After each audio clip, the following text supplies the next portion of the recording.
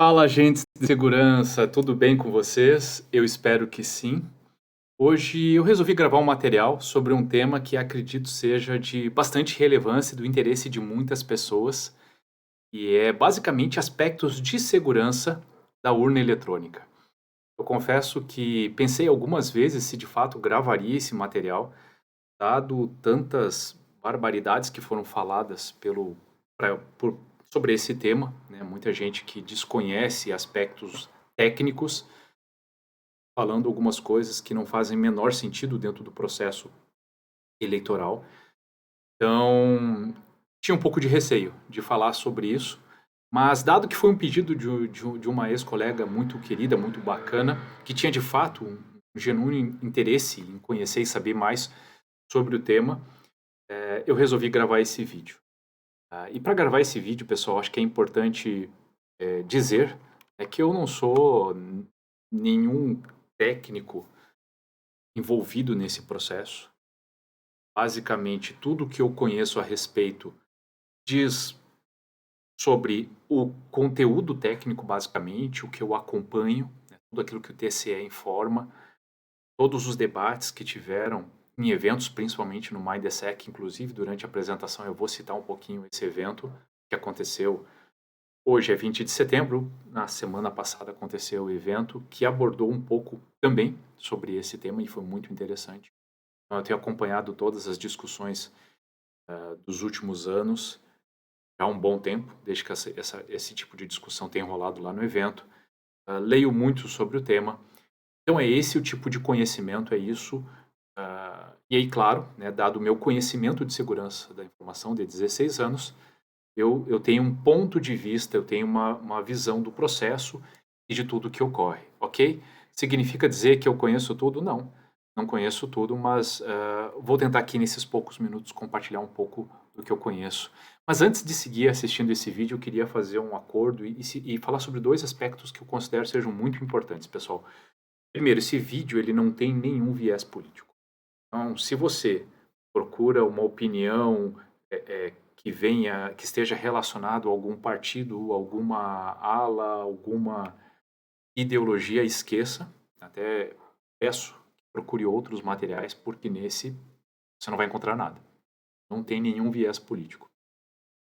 Segundo, se você acredita que algum processo pode ter 0% de chance de fraude, eu sugiro fortemente que volte duas casas e estude os fundamentos de segurança. Não existe. É impossível, principalmente enquanto houver, e eu vou falar um pouco sobre isso depois, pessoas envolvidas, existe sim a possibilidade de falha, existe sim a possibilidade de fraude. Ok? Mas se você acredita que sim, é possível ter um processo que não tem nenhuma chance de fraude, faça o mesmo convite que eu fiz antes. Procure outros materiais, outros vídeos, que esse aqui certamente não é para você. Eu vou falar aqui sim da possibilidade de fraude. Bom, basicamente, quando a gente fala de segurança, a gente olha para três aspectos: confidencialidade, que é o sigilo de informações sensíveis; disponibilidade, que é a capacidade da informação estar disponível para quem precisar; ou os recursos, né, que são utilizados para manuseio das informações; e integridade, que é a capacidade da gente confiar naquelas informações que estão disponíveis. Quando a gente fala basicamente de fraude, a gente está falando de integridade. A gente está dizendo que todos os dados eles precisam ser confiáveis. Precisa-se implementar controles de forma a garantir que esses dados não são manuseados por quem não deveria. Basicamente nisso que consiste a fraude. Então é em cima desse aspecto que eu vou falar. E claro, parece que é um assunto basicamente de tecnologia, mas não é. A gente precisa olhar para os controles físicos, porque tem que ter uma proteção, tanto para os dados, né, da votação, quanto para o próprio equipamento, para garantir a lisura, para garantir que não haja comprometimento. Então, tem cofre, tem sala segura, tem uma série de controles para garantir isso, inclusive o transporte, garantir que esses equipamentos cheguem íntegros para as zonas eleitorais. Tem que ter uma série de controles para garantir os processos, as pessoas precisam ser muito bem treinadas, papéis e responsabilidades definidos, que todo mundo faça adequadamente aquilo que precisa ser feito, todas as cerimônias, sem exceção, para que o processo seja confiável. E o mais importante, que haja registro desses processos para que as pessoas que se tiverem interesse, né, em saber como isso foi feito, se tenham os registros. E claro, né, o aspecto tecnológico. Precisa ter controle adequado para garantir que aquilo que o eleitor ah, ah, inseriu de informação, que o voto dele seja adequadamente contabilizado, seja levado em consideração. Ah, mas tem muitos outros temas que são legais, que poderiam ser debatidos, e se falta luz na sessão, e se estraga um terminal, e se... Realmente, pessoal, tem muitos temas. Mas aqui eu vou me concentrar basicamente no tema de fraude. Beleza? Esses temas continuam sendo importantes, tem um monte de material que pode falar sobre isso, tem controles muito bacanas também para garantir troca de equipamento, para garantir, enfim, que a eleição transcorra normalmente. Mas eu vou me ater hoje basicamente ao tema de fraude. Combinado? Quando a gente fala de equipamentos que estão presentes na votação, em primeiro lugar tem o terminal do mesário. O mesário utiliza basicamente para liberar o eleitor, para que ele possa votar, e ele faz isso naquele teclado numérico que está ali na imagem, basicamente inserindo o número do título do eleitor. E esse aparelho, desde 2010, ele também possui um leitor de biometria para garantir que quem está liberando é alguém que realmente está autorizado. Depois nós temos o terminal do eleitor, que também é conhecido como coletor eletrônico de voto ou ainda urna eletrônica, que é basicamente o dispositivo que todos nós, ao irmos votar, temos contato. Por meio dele tem lá o display, o teclado onde a gente digita as informações e aparece quem está sendo votado, o que a gente confirma. É o equipamento que processa essa votação e que registra isso em componente de memória. Então, esse é o terminal do eleitor. Agora nós vamos falar um pouquinho sobre controles. Já que eu falei que tem vários aspectos, nós vamos falar sobre dispositivos físicos, os controles, para garantir a lisura física do equipamento. E depois, obviamente, vou falar de outros aspectos, principalmente processuais, testes. Então, alguns dos controles utilizados pelo TSE para que a urna eletrônica não seja violada fisicamente. O primeiro deles diz respeito ao projeto, que tem total controle do TSE. É ele que controla. TSE, né, o Tribunal Superior Eleitoral, ele basicamente define quais são as especificações técnicas e a partir disso ele contrata, né, uma empresa da indústria nacional a partir de um processo de licitação que vai desenvolver o hardware da urna. A urna eletrônica ela é produzida para enfrentar as mais variadas condições de clima, armazenamento e transporte. Vocês sabem que o Brasil é muito grande, tem diferentes condições climáticas, mas acho que principalmente o ponto que aqui pega muito é a questão de transporte, que não é tão bom assim em determinados locais, isso é bastante precário e poderia, por exemplo, danificar o equipamento e com isso inviabilizar a votação. Então ele precisa resistir a esse tipo de situação. Quando a urna está pronta para a votação, ela recebe um lacre de segurança especial, que é fabricado pela Casa da Moeda Brasileira, o qual evidencia qualquer tentativa de violação. Se esse lacre estiver rompido, logicamente, tudo aquilo que está dentro pode ter sido comprometido, logo a urna ela não pode mais ser considerada segura. Além disso, ela tem um log da urna, nele todos os eventos são registrados para serem analisados para identificar causas de eventuais problemas que possam ter ocorrido durante a votação. Esses são alguns dos controles para a segurança física. As urnas eletrônicas são utilizadas no país desde 1996. O software é totalmente desenvolvido pela equipe do TSE. O TSE realiza testes públicos de segurança das urnas eletrônicas regulares e com técnicos de fora do tribunal. Na sequência eu vou falar um pouquinho sobre esses testes. E após esses testes, ou seja, ele abre para que entidades externas possam verificar o nível de segurança do código e, após esses testes, se apresenta um relatório de falhas. Aí, obviamente, os técnicos do TSE apresentam que soluções eles podem implementar para corrigir aquelas vulnerabilidades e tão logo essas correções sejam feitas, se aprovadas, obviamente, Novamente, os técnicos externos são convidados para testar. As urnas não têm conexão com a internet, então aquelas barbaridades que a gente ouviu de invasão externa, de hacker, essa possibilidade ela não existe, né, porque não tem acesso à internet, ela não tem acesso ao Bluetooth, ou qualquer outra rede. Vocês vão ver na sequência, eu vou falar um pouco sobre isso, ela só tem acesso à intranet do TSE. Basicamente, é isso.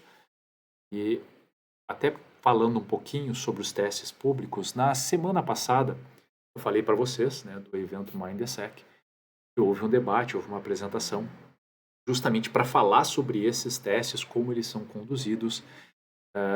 Inclusive, para quem tiver interesse, vou deixar o link na descrição desse vídeo. Lá tem uma matéria bastante completa do debate que teve justamente com uma pessoa que contribui nos testes, um técnico especializado do TSE que fala um pouquinho como funciona toda a dinâmica. Mas esse esquema aqui, basicamente, ele demonstra que qualquer pessoa maior de idade pode se inscrever para fazer teste público de segurança no código-fonte, né, no programa da urna eletrônica. E aqueles que se inscreveram, eles têm 10 dias, né, para poder fazer análise no TSE. Então, eles têm as diárias, passagens custeadas pelo TSE para ir lá fazer esses testes, essa inspeção no código-fonte. Depois, ele entrega todas as considerações das fragilidades que ele, porventura, encontrou. E, com base nessas informações, os técnicos do TSE têm que criar um plano, né, justamente para fazer essas correções, aprovar esse plano, executar as correções e, ao final, ele ainda vai liberar novamente, né, alguns dias de teste do código-fonte para que as empresas possam checar se as correções foram ou não satisfatórias. Então, esse é um processo bastante importante e um processo que tem por finalidade encontrar fragilidades dentro do sistema instalado na urna eletrônica. Perfeito? E, obviamente, tem uma série de controles justamente para diminuir a possibilidade de fraude. O TSE fala em 30 barreiras de proteção.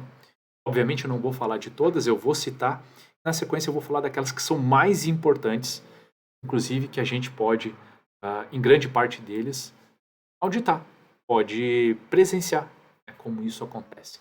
Então, as principais camadas de segurança citadas pelo TSE são lacres físicos da urna, sistema de controle das versões, teste de software por várias equipes, 6 meses de abertura do código-fonte, testes públicos de segurança, cerimônia de lacração e assinatura digital, cerimônia de geração de mídias, carga e lacre da urna, tabela de correspondência, cadeia de segurança em hardware, processo de fabricação seguro, projeto de hardware e software dedicados à eleição, verificação de assinatura dos aplicativos de urna, verificação de assinatura dos dados de eleitores e candidatos, criptografia da biometria do eleitor, criptografia da imagem do kernel do Linux, o sistema operacional que roda o sistema de votação é o Linux, criptografia do sistema de arquivos da urna, criptografia das chaves da urna, criptografia do registro geral do voto, derivação de chaves da urna,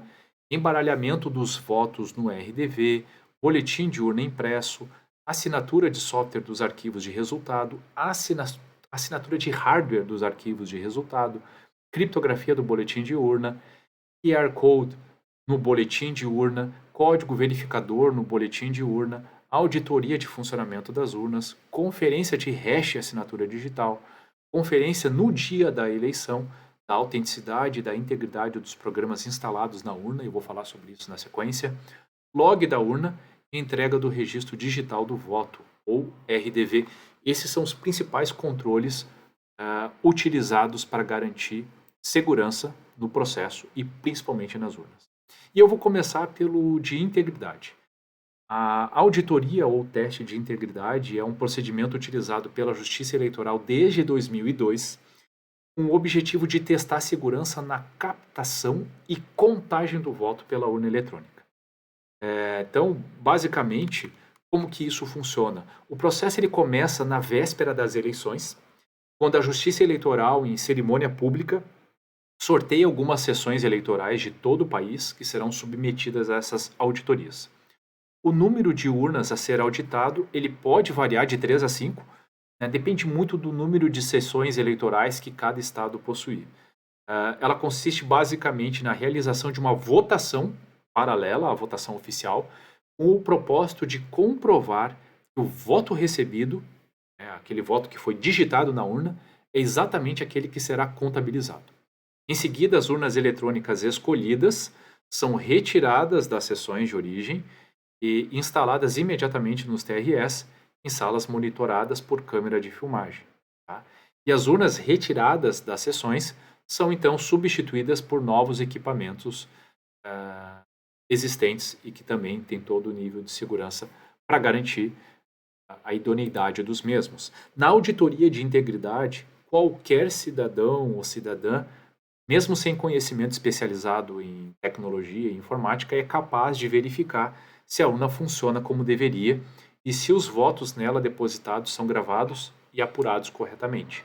Então, esse é o primeiro ponto, justamente para, depois que passa por todos os softwares no código fonte do sistema, aqui é possível checar se está tudo ok, se de fato os votos são computados, se eles são confiáveis, se tudo aquilo que é inserido como informação é o que vai sair no final do processo.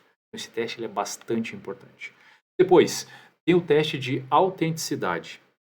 Também no dia da eleição, outra etapa da auditoria atesta a autenticidade e a integridade dos sistemas. O juiz eleitoral, acompanhado de representantes da OAB, do Ministério Público, de partidos políticos, realiza a auditoria de verificação dos sistemas. Esse procedimento ele é público e comprova que na urna estão instalados os sistemas oficiais da Justiça Eleitoral íntegros e autênticos. Ou seja, que a versão de tudo que está presente na urna está correto, está aderente a tudo que foi validado no momento da instalação, na versão certa, do jeito certo, com todos os componentes corretos. Isso é acompanhado durante essa etapa da auditoria. Depois, tem uma outra etapa que é bastante importante, a etapa do teste de lisura, ao qual a urna eletrônica é submetida. Trata-se de um relatório impresso imediatamente após o equipamento ser ligado, que atesta que cada urna usada no pleito tem 0 votos, ou seja, não tem nenhuma informação de voto contabilizado nessas urnas. Ela tem que estar zerada. E que traz também o registro de todos os candidatos que participam da eleição. Isso é bastante importante. Esse procedimento ele ocorre basicamente por volta de 1 hora antes do início das votações e ele é realizado em todas as sessões, na presença dos mesários que atuam na sessão e de fiscais de partidos políticos que participam das eleições. Ao final da votação, ele deve ser assinado pelo presidente de cada mesa receptora, pelos demais mesários e fiscais dos partidos políticos e das coligações que desejarem, né? E é encaminhado para a junta eleitoral mais próxima. Ok? Outro teste é o boletim de urna. O boletim de urna é a segunda etapa do teste de lisura. Assim que acaba a votação, encerrou a votação, o presidente da sessão eleitoral ele deve digitar uma senha na urna para encerrar o pleito eleitoral. Em seguida, uma impressora térmica é acoplada na urna, que emitirá 5 vias do boletim de urna, que contém os seguintes dados: total de votos recebidos por cada candidato, partido político, votos em brancos, votos nulos, número da sessão, identificação da urna e a quantidade de eleitores que votaram na respectiva sessão eleitoral. Assim como a zerésima, o boletim de urna será encaminhado para a junta eleitoral. O boletim de urna é um documento público. Uma cópia ela é, inclusive, afixada no local de votação para que qualquer cidadão possa conferir.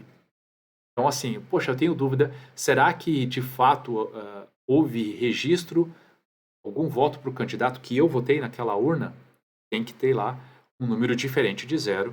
Isso já é uma prova, né, de que o dado foi ou pode ter sido adequadamente registrado. Além disso, cópias do boletim são garantidas aos fiscais partidários, podendo ainda ser entregues aos interessados presentes no momento do fechamento da urna.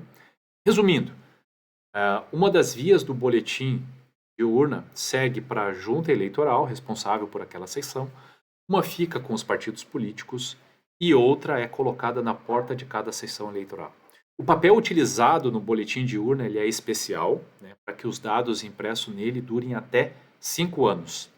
E olha que interessante, em 2016, num teste público realizado pelo TSE, uma equipe de hackers convidada conseguiu descobrir o cálculo do código verificador do boletim de urna e gerar um boletim falso. O TSE então mudou a forma de cálculo e aumentou o tamanho do campo verificador, ou seja, implementou uma melhoria para garantir que isso não pudesse ser manipulado.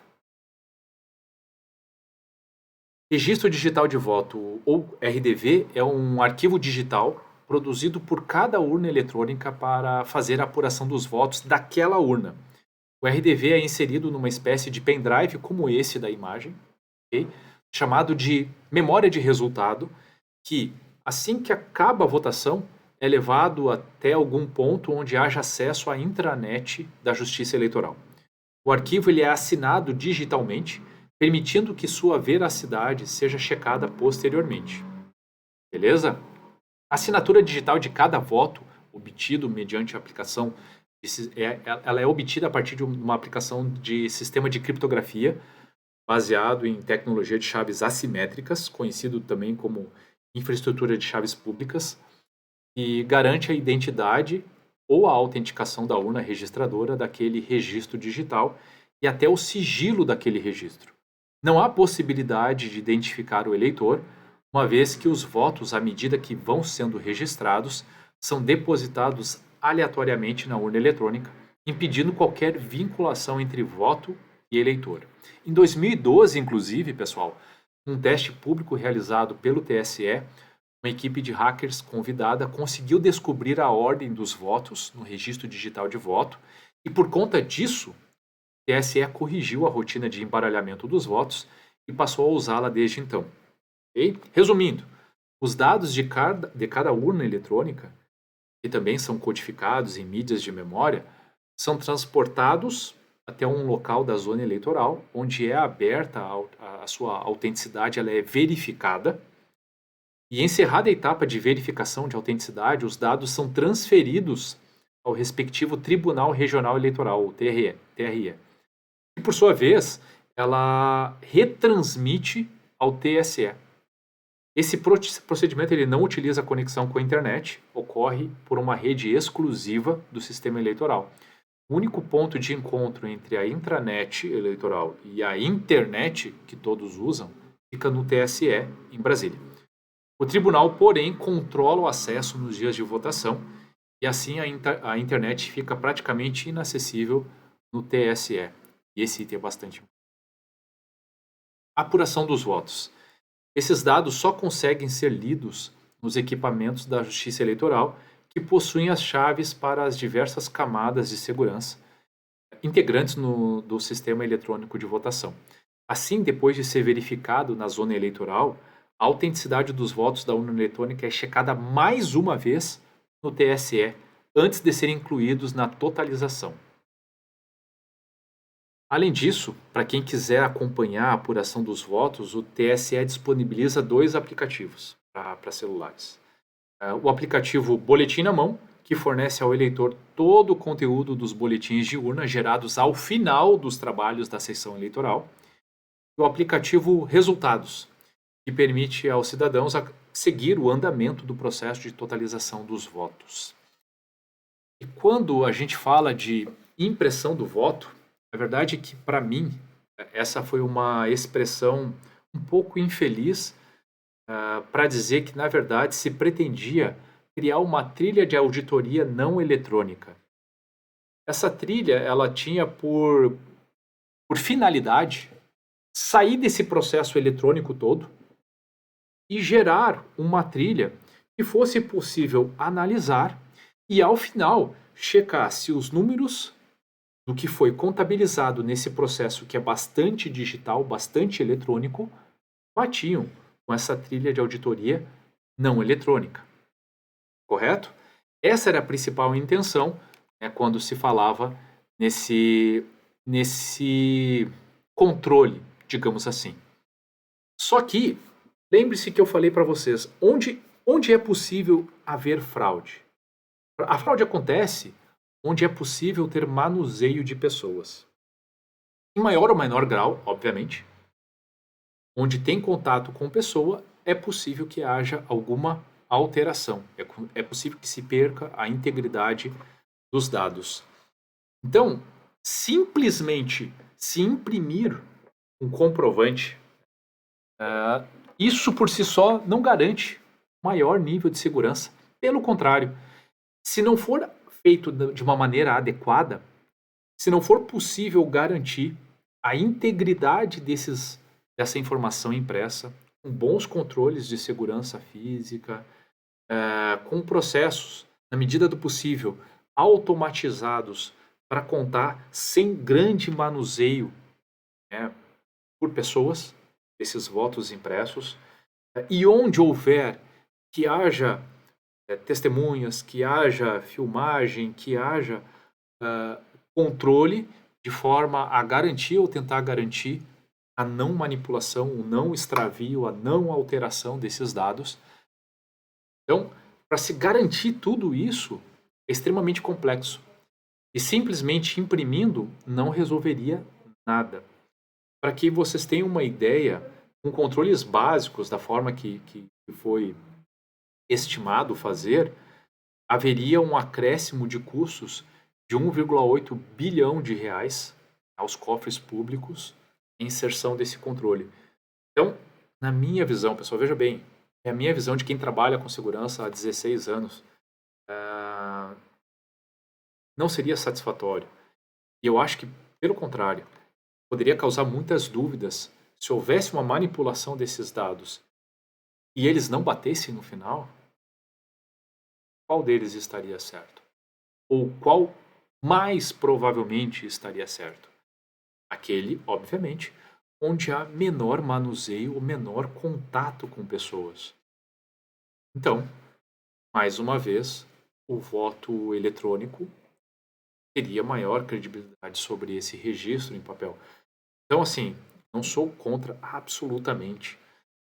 Quanto mais segurança, quanto mais controles tiver para a gente garantir a integridade, eu sou extremamente favorável, desde que ele seja feito de forma correta, desde que haja controles que possam garantir ou tentar garantir a integridade desses dados. Aí sim, a gente tem um processo que passa a ser confiável e não da forma que foi tratado. Acredito que não conseguiríamos ter a segurança, essa checagem, essa dupla abordagem de validação. E, sinceramente, penso que traria muito mais confusão do que resultado satisfatório. Mas essa é a minha percepção. Bom, pessoal, esse é o material que eu preparei com muito carinho. Espero sinceramente que você tenha gostado. E se gostou, curta, salve, compartilhe este vídeo, este post com outras pessoas, para que outras pessoas também possam se beneficiar dele, para que a gente possa ampliar a cultura de segurança da informação. E se você ficou com alguma dúvida, tem alguma crítica ou sugestão, fique muito à vontade para deixar comentários ou mandar mensagem diretamente para mim. Eu faço questão de ler e aprimorar os conteúdos que trago para que eles tenham cada vez mais relevância. Combinado, pessoal? Ótimo dia a todos, um abraço e até a próxima.